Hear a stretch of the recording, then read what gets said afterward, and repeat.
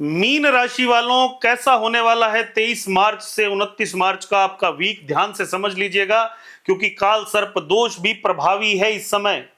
और आइए समझ लीजिए पूरी बात। इस समय आपका लग्नेश मिथुन राशि में चौथे भाव में विराजमान है, अच्छी स्थिति में, लेकिन मां का स्वास्थ्य खराब करते हुए दिखता है। पहला, मंगल बुध राहु और चंद्रमा की स्थितियां जो हैं और लगन में ही सूर्य शनि शुक्र बैठे होना कहीं ना कहीं काम धंधे में बढ़ोतरी होते हुए दिखाएगा, लेकिन किसी ऐसे व्यक्ति से आपकी मुलाकात कराएगा जिस पे विश्वास करने से पहले 4 बार सोचिएगा। घर के अंदर किसी ना किसी व्यक्ति का स्वास्थ्य खराब रखेगा जिसकी वजह से आपको अस्पताल की यात्रा करनी पड़ सकती है। घर में किसी ना किसी व्यक्ति में आपस में संपत्ति से, जमीन से जुड़ा हुआ कोई विवाद, लिटिगेशन होते हुए दिखेगा, या अगर पहले से चल रहा है तो उसमें बढ़ोतरी होती हुई दिखती है।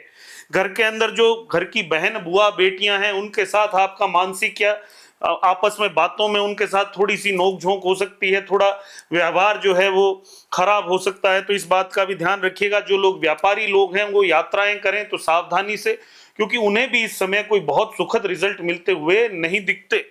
अब हेल्थ की बात करें तो हेल्थ में मैंने आपको बता दिया, माता जी के स्वास्थ्य में समस्याएं होते हुए दिखती हैं, और जो आपका पुत्र है, पुत्र की हेल्थ में भी थोड़ी समस्याएं होते हुए इस समय दिख सकती हैं।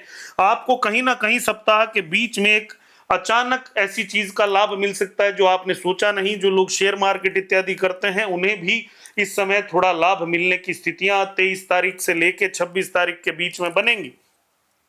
कहीं ना कहीं आपकी जन्म कुंडली में मैरिड लाइफ जो है आप लोगों की, वहां पे इस समय आपको थोड़ा सा समय खर्चीला दिखेगा। आपके स्पाउस का, अगर आप मेल हैं तो आपके स्पाउस का स्वास्थ्य थोड़ा खराब हो सकता है। आपस में दोनों हस्बैंड वाइफ के बीच में थोड़ा आर्ग्यूमेंट्स बढ़ सकता है, खींचतान बढ़ सकती है। धन की स्थितियां थोड़ी कमजोर हों जिसकी वजह से आपस में थोड़ी सी खींचतान बढ़ सकती है, तो ये इस समय ध्यान रखने वाली बात है। लव लाइफ अनस्टेबल है। अगर आपको कोई प्रेम इस समय मिला भी तो वो स्थायी नहीं होगा, स्थिर नहीं होगा, इस बात का याद रखिए। लेकिन जो प्रेम आपको मिलेगा वो अट्रैक्शन वाला होगा, और उस अट्रैक्शन की वजह से आप दोनों में संबंध कुछ समय के लिए बन सकता है जिसका आप आनंद ले सकते हैं, लेकिन लॉन्ग टर्म में ये आपके लिए बिल्कुल अच्छा रिजल्ट नहीं देने वाला है। जॉब और कैरियर वाले लोगों की अगर बात करूं तो जॉब वालों के लिए इस सप्ताह कहीं ना कहीं कुछ ऐसे निर्णय वो करेंगे या होते हुए आपको दिखेंगे जहां पे उन्हें बाद में अपने ही निर्णयों पे रिग्रेट हो कि ये निर्णय मैंने क्यों लिया, या फिर वो कोई ना कोई ऐसी चीज करेंगे जिसके अंदर उन्हें अंडर कॉन्फिडेंस फील होगा। कुछ ऐसा बोल देंगे जो बोलना नहीं था, या जहां बोलना था वहां बोल नहीं पाएंगे। कहीं ना कहीं कम्युनिकेशन के अंदर समस्याएं होती हुई दिखेंगी। लेकिन जो लोग आर्टिस्टिक फील्ड से हैं उनको ये सप्ताह ठीक रिजल्ट देता हुआ दिखेगा। जो बिजनेसमैन है, प्रोफेशनल लाइफ में है, उनको इस सप्ताह कहीं ना कहीं थोड़ा सा सावधानी से काम चलाना है।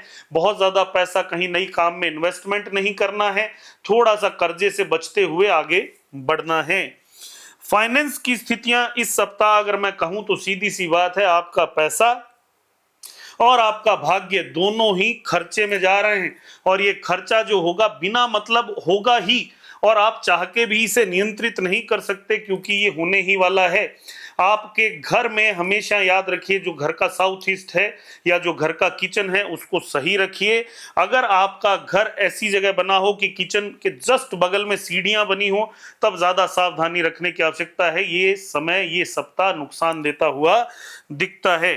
स्टूडेंट्स के लिए कॉम्पिटिटिव लाइफ की जो तैयारी कर रहे हैं, गवर्नमेंट एग्जाम्स की जो तैयारी कर रहे हैं, इस सप्ताह उन्हें थोड़ी मानसिक परेशानी देखने को मिलेगी।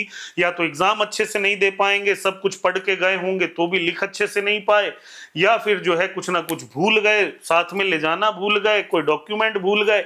मानसिक परेशानी कहीं ना कहीं बनी रहेगी। नींद नहीं आई, एग्जाम देने जा नहीं पाए, या जिन लोगों का, जिन बच्चों का रिजल्ट आने वाला है स्कूल का, एग्जाम्स का, उनको फेवरेबल उस तरह का रिजल्ट नहीं मिला जो उन्हें मिलना चाहिए था, जिसकी वजह से वो कहीं ना कहीं थोड़े व्यथित या उदास होते हुए दिखेंगे। रेमेडी क्या करनी है? तो सबसे पहली और सबसे बड़ी रेमेडी आपको करनी है कि आपको भगवान के मंदिर जाके आना चाहिए। मंदिर हो, गुरुद्वारा हो, या जिस भी धर्म से आप बिलोंग करते हैं। दूसरा, आपको हमेशा याद रखिए केसर का तिलक लगाना शुरू करिए आप। तीसरी चीज, काली गाय को या लाल गाय को रोटी खिलाना, या हरा चारा, सबसे बेस्ट हरा चारा है, हरी चरी जिसको बोलते हैं, वो खिलाना शुरू करिए। मंदिर के अंदर शुक्रवार के दिन, याद से सुनिएगा, मंदिर में शुक्रवार के दिन गाय का पीला देसी घी जो शुद्ध वाला होता है वो, और रुई की बातियां बना के दे के आइए, भगवान को अर्पित करके आइए, आपको बहुत लाभ मिलेगा। और इस सप्ताह ध्यान इतना रखना है कि किसी भी डॉग को, किसी भी जानवर को परेशान नहीं करना है, चाहे वो जानवर छोटा हो या बड़ा हो। अगर ये आपने किया तो ये आपको आने वाले समय में नेगेटिव रिजल्ट देता हुआ दिखेगा। धन्यवाद।